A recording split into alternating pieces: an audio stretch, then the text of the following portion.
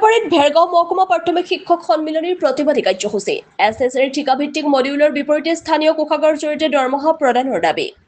এছএছএৰ কেন্দ্ৰীয় মডিউলৰ জৰিয়তে দৰমহা প্ৰদানক লৈ তীব্ৰ আপত্তি দৰ্শাই নিয়মীয়া প্ৰাথমিক শিক্ষকসকলে উল্লেখযোগ্য যে বিগত 21 মাহে জিলা কোষাগাৰৰ পৰা দৰমহা লাভ কৰি আহিছিল এই শিক্ষকসকলে কিন্তু হঠাতে জুলাই মাহৰ পৰা এছএছএৰ ঠিকাভিত্তিক মডিউলৰ জৰিয়তে দৰমহা প্ৰদান কৰিবলৈ লোৱাত তীব্ৰ অসন্তুষ্টি প্ৰকাশ কৰে শিক্ষকসকলে চৰকাৰৰ এই সিদ্ধান্তৰ বিৰোধিতা কৰি আজি খৈৰাবাৰীত তীব্ৰ প্ৰতিবাদ সাব্যস্ত কৰে শিক্ষকসকলে অসম ৰাজ্যিক প্ৰাথমিক শিক্ষক সন্মিলনীৰ আহ্বান মৰ্মে ভেৰগাঁও মহকুমা প্ৰাথমিক শিক্ষক সন্মিলনীৰ উদ্যোগত খৈৰাবাৰী খণ্ড প্ৰাথমিক শিক্ষা বিষয়া কাৰ্যালয়ৰ চৌহদত ৰূপায়ণ কৰা হয় এই প্ৰতিবাদী কাৰ্যসূচী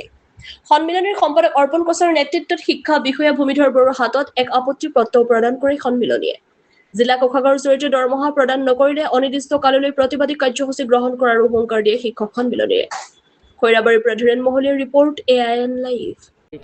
আমি আপোনালোকে দেখিছে যে আজি আমি খৈৰাবাৰী শিক্ষাখণ্ডৰ অন্তৰ্গত গোটেইখিনি আমাৰ SRD শিক্ষক আহি আজি আমি আমাৰ বিহু ছাৰক লগ ধৰিলোঁ আৰু আমাৰ যি অভিযোগ যি পত্ৰ এয়া আমি তেখেতক অৰ্পণ কৰিলোঁ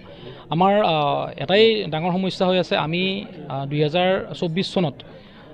অক্টোবৰ মাহত আমি নিয়মীয়াকৰণ হৈছিল আমাৰ SRDৰ মাধ্যমেৰে তাৰপিছত আমি প্ৰায় 2 বছৰ ধৰি আমি নিয়মীয়া দৰমহা পালোঁ আমাৰ স্থানীয় কোষাগাৰৰ জৰিয়তে এতিয়া যোৱাকালি নিশা প্ৰায় 9 বজাৰ পাছত আমাৰ দৰমহা সোমাইছে SNS স্পৰ্টছ মডিউলৰ জৰিয়তে যিটো যদি আপোনালোকে গুগল কৰি চাই বা বিভিন্ন ধৰণৰ আপুনি বুজিবলৈ চেষ্টা কৰে এইটো এটা সম্পূৰ্ণ ধৰণে ঠিকাভিত্তিক আঁচনিৰ এটা ধন গতিকে আমাৰ সমস্যা হৈছে এইটো আমি যিটো নিয়মীয়া শিক্ষক আমি স্থানীয় কোষাগাৰৰ জৰিয়তে দৰমহা পাব লাগে কিন্তু দৰমহা পাইছোঁ আমি এটা আঁচনিভুক্ত ধন যিটো আচলতে নিয়মীয়া কৰ্মচাৰীৰ বাবে অসমত কোনোদিনে হোৱা নাই আৰু ভাৰতৰ ক্ষেত্ৰতো হয়তো কোনোদিন হোৱা নাই এটা নোহোৱা নবজা ঘটনা এটাৰ কাৰণে ভৱিষ্যতৰ ক্ষেত্ৰত আমাৰ চাকৰিৰ ক্ষেত্ৰত কিবা সমস্যা হ'ব নেকি এই ক্ষেত্ৰত আমি যথেষ্ট এটা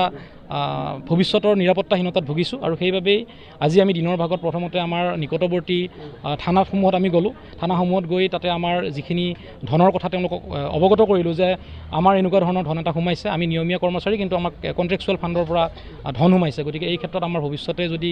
কিবা এটা হয় এই ক্ষেত্ৰত যদি আমি প্ৰশাসনক নজনাওঁ তেনেহ'লে আমাৰ ভৱিষ্যত বিপদ হ'ব পাৰে গতিকে আমি প্ৰশাসনক প্ৰথমতে জনাইছোঁ তাৰ পাছতে আমি খণ্ড শিক্ষক আমাৰ শিক্ষা প্ৰাথমিক বিষয়া মহোদয়ৰ ওচৰলৈ আহিলোঁ তেখেতকো আমি একেধৰণৰ কথা আমি অৱগত কৰিলোঁ আৰু ইতিমধ্যে আমাৰ প্ৰাথমিক শিক্ষক সন্মিলনীৰ জৰিয়তে অসমৰ সন্মানীয় শিক্ষামন্ত্ৰী আৰু লগতে মুখ্যমন্ত্ৰী মহোদয়ৰ লগত আলোচনাৰ এটা প্ৰক্ৰিয়া চলি আছে আজি আকৌ তেখেতসকলে আলোচনা কৰাৰ কথা আমি আশা ৰাখিছোঁ যে আমি আন্দোলন নকৰাকৈ আমি ৰাজপথত নামিব লগা নোহোৱাকৈ যাতে সমস্যাটোৰ সমাধান হওক কাৰণ আমি ৰাজপথত গ'লে ছাত্ৰ ছাত্ৰীৰ যথেষ্ট ক্ষতি হয় আৰু আমি এইটো নিবিচাৰোঁ আমি বিচাৰোঁ যে আমাৰ কথা বাৰ্তাৰ মাজতে আমাৰ টেবুল টকৰ মাজতে আমাৰ সমস্যাবিলাক সমাধান হওক আৰু এটাই আমি আশা ৰাখিছোঁ যে আমাৰ যি ভৱিষ্যতৰ যি আমাৰ দৰমহা হ'ব এয়া যাতে SNS স্পৰ্টছ মডিউলৰ জৰিয়তে নহয় পুনৰ ট্ৰেজাৰীৰ জৰিয়তে হয় আৰু যিহেতু নিয়মীয়া কৰ্মচাৰী ধনসমূহ আমি নিয়মীয়াভাৱে স্থানীয় কোষাগাৰৰ পৰা আমি পাওঁ তাকে আশা কৰি আমি আজি সকলো ইয়াত আহি সকলোৱে যোগ দিছোঁ আৰু আমাৰ সন্মানীয় শিক্ষা বিষয়া মহোদয়ক আমি আমাৰ যিখিনি সমস্যা তেখেতক অৱগত কৰিছোঁ শিক্ষামন্ত্ৰী মহোদয়ক আমি এটাই অনুৰোধ জনাইছোঁ আমি আচলতে 2012-13 চনৰ পাছৰে পৰা প্ৰথম টেট উত্তীৰ্ণ হৈ চাকৰি পোৱা শিক্ষক আছিলোঁ আমি তেতিয়া যিহেতু তেওঁলোকৰে এটা ভুল যাৰ পৰিণতিত আমি ঠিকাভিত্তিক হিচাপে নিযুক্তি হৈছিলোঁ কিন্তু তেতিয়াই আমি আচলতে নিয়মীয়া হিচাপে নিযুক্তি হ'ব লগা আছিলে কাৰণ আপোনালোকে দেখিছে পৰৱৰ্তী সময়ত আমাৰ যিসকল টেট উত্তীৰ্ণ হোৱাৰ পাছতে সকলোৱে নিয়মীয়াভাৱে নিযুক্তি হৈছে কিন্তু আমি প্ৰথম অসমৰ টেট উত্তীৰ্ণ শিক্ষক হিচাপে আমি গৌৰৱ কৰোঁ যদিও সেই গৌৰৱৰ মাজতে আমাৰ মাজত বহুত এটা অন্তৰত এটা সুখ বা এটা ক্ষোভ আমাৰ সোমাই আছে কাৰণ আমি দীৰ্ঘদিন ধৰি কণ্ট্ৰেকচুৱেল হৈ থাকিলোঁ আৰু অসম চৰকাৰে আমাক কণ্ট্ৰেকচুৱেলৰ পৰা পোনপটীয়াভাৱে আমাক বেতন সুৰক্ষাসহ নিয়মীয়া কৰিব নোৱাৰোঁ বুলি কোৱাত আমি সৰ্বোচ্চ ত্যাগ কৰি আমি প্ৰায় 15,000 পৰা 17,000 টকালৈকে দৰমহা আমি ত্যাগ কৰিছোঁ মাহিলী দৰমহা সেই ত্যাগ কৰি পুনৰ এটা নতুন মাধ্যমৰ জৰিয়তে SRD মাধ্যমৰ জৰিয়তে আমি নিয়মীয়া হৈছোঁ গতিকে শিক্ষামন্ত্ৰী মহোদয়লৈ অনুৰোধ যে আপোনালোকৰ সকলো কথা শুনি আমি নিয়মীয়া হৈছোঁ আৰু নিয়মীয়া হোৱাৰ পাছতো আমি কিয় ৰাজপথত আহিবলগীয়া অৱস্থা বা নিয়মীয়া শিক্ষক এজনক কিয় BMCৰ জৰিয়তে মানে আমাৰ এইটো যিটো আমাৰ সমগ্ৰ শিক্ষাৰ জৰিয়তে দৰমহা দিয়াৰ যিটো ব্যৱস্থা কৰিছে কিয় কৰিছে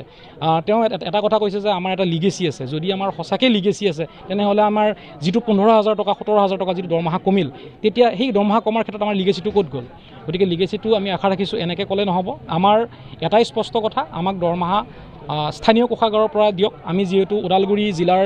শিক্ষক গতিকে আমাৰ ওদালগুৰি জিলাৰ স্থানীয় কোষাগাৰৰ জৰিয়তে আমাক দৰমহা প্ৰদান কৰক আমাক যাতে এটাই আশা ৰাখিছোঁ শিক্ষামন্ত্ৰী মহোদয়লৈ আপুনি যাতে আমাক ৰাজপথত যোৱাৰ পৰা আঁতৰাই ৰাখি আমাৰ সমস্যাসমূহ গুৰুত্ব সহকাৰে বিবেচনা কৰে আৰু লগতে অসমৰ মুখ্যমন্ত্ৰী মহোদয়লৈ এটা আমি অনুৰোধ জনাইছোঁ কাৰণ এটা সময়ত তেওঁ কৈছিল যে আমি হৈছোঁ এটা আমাক সেনানী বুলি আখ্যা দিছিল,